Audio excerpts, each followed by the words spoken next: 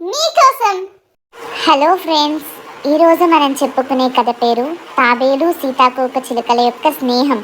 అప్పుడు ఎత్తైన పర్వతాల మధ్య ఉన్న పచ్చని మైదానంలో బెల్లా అనే సీతాకోక చిలుక మరియు టక్ అనే తెలివైన ముసలి తాబేలు ఎంతో సంతోషంగా నివసించేవి.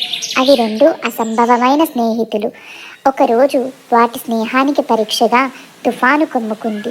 సీతాకోక చిలుక తుఫానులో ఇరుక్కుని ఏది దిక్కుచూసిన స్థితిలో ఉండగా అది గమనించిన తాబేలు దాని వద్దకు వెళ్ళి దానిని తన భుజములపై ఎక్కించుకుని తమ నివాసముకు చేరుకున్నవి. రాత్రి అవి వాటి గత స్మృతులు గుర్తు తెచ్చుకుంటూ గడపసాగాయి. ఉదయం లేచి చూడగా ఆ నల్ల మేఘాలు పోయి చక్కని సూర్యోదయం వారికి కనిపించింది. రోజు నుంచి అవి మరింత స్నేహంగా అడవిలో సంతోషంగా నివసించసాగాయి. మీకు ఇటువంటి కథలు ఇంకా వినాలనుకుంటే నా ఛానల్ని సబ్స్క్రైబ్. ఈ కథ వల్ల మనకు తెలిసే నీతి ఏమిటంటే, మనం కలిసిమెలిసి ఉంటే ఎంతటి కష్టాన్నైనా జయించవచ్చు. మీరు ఈ తాబేలు సీతాకోక చిలుకలాగే ఎంతో కలిసిమెలిసి ఉండి ఎంతటి కష్టాన్నైనా జయించండి. సరేనా?